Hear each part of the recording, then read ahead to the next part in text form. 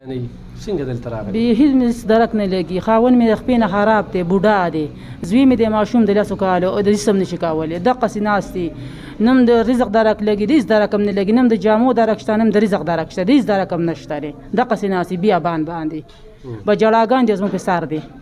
صرف یو بچی دی؟ صرف یو بچی.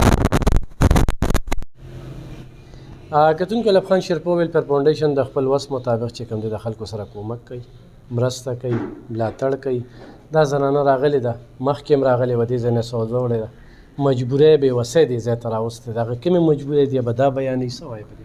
هېڅ د همدېس درک مې نشته دی، نه مې د زوی مې د ماشومه، خاوند مې د خپې نه خراب دی، بیخي خراب دی. هېڅ درک یې کله یو که خدمتګړی، کله بل که خدمت په هغې باندې خپل ټیم پاس کومه. هېڅ درک مې نشته، هېڅ درک د خدای سره مې شته او بله مې نشته دی. نو ګټه وټه څه ده؟ نو بس هېڅ هم نشته، کله یو نه راوړی کله بل نه راوړی، پردي خدمتونه کومه. صرف یو زوی دی؟ صرف یو زوی مې دی، د لسو کالو اوس برابر شو، په هغې سکول او مدرسه به یې په سرکاري کې مې داخل کړی د دغه پیسو د لاسه. چې یو زوی دی ته وایې چې په ښه سکول کې چې ښه سکول کې داخل شي، او هغه غریب مې دغسې داخل کړی دی، سروالی باروالی هغه هم زندګي ده. اختر لري د ګور راګور خلکو جامېګان پیزونه کړو، د هېڅ درک نشته دی.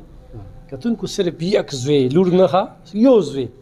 او هغه یو زوی له چې کوم دی یو سړی کپړې نشي اخیستی، جامې نشي اخیستی، نو جن څنګه تېرېږي ډېره زیاته. د غوړو پیکټ چې نن سبا اخلي نو او دا والوړه ښه ځه دوا کوه. کتونکو انشاءالله دا سلسله به نو کتونکو دغه ګرمي، دا خولې، دا تاسو وینئ بجلي نشته، اوړه د اور په بیه په 1800 روپۍ بورۍ، وړي چې کوم دی د غریب ژوند څنګه تېرېږي.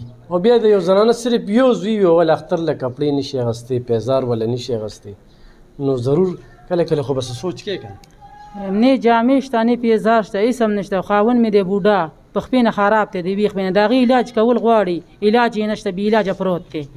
دغه سروالي بروالی یو زوی مې د هغه یو ته ګوري بل ته ګوري، زندګي تېرېږي په خفګان کې. داسې وایي ډکې دی، سرکاري کې مې داخل کړی دی، په نور وس مې نه کېږي د پیسو. زه چې ښه داخل شي، چې ښې پیسې پې ولګوم، چې داخل شي ښه سکول کې، هغه دغه سروالي بروالی زندګي ته تېرېږي. کله یو که خدمت کړی، کله بل که خدمت کړی. ته خو مخکې راغلی سودا دې وړلې اوس ګزاره شوې؟ سودا مې کړې وه، 8 ورځې ګزاره مې ښه وشوله. د هغې نه بیا کله یو که خدمت کړی، کله بل که خدمت کړی. دا د اختر دی، درک مې نه لګېږي. اوس دې څه یوړل ځان سره؟ اوس مې وړه او غوړي ویې وړله. اوس موږ ورته وړه غوړي دا چې کوم دی ورکړل. کتونکو تاسو ملاتړ وکړئ، مرسته مو وکړئ، انشاءالله خو ستاسو مرستې راسره رواني، نو دا سیسټم به مخ په وړاندې روان وي. داسې غریبه بېوسه خلکه دا دې وخت کې شتمنو ته په انتظار دي. د حکمرانان دوی سره خو د غریب غم نشته، او مشکل فیصلې کړنګې او مشکل فیصلې او ملک دیوالې کېږي او دا دی واغه دي. نو چې ملک دی خپل مراعات هم په ټیک ټاک دي، خو د غریب ژوند چې کوم دی ډېر ګران دی. نو چاله چې خدای پاک ورکړی دی غریبانو خیال ساته ډېره مننه.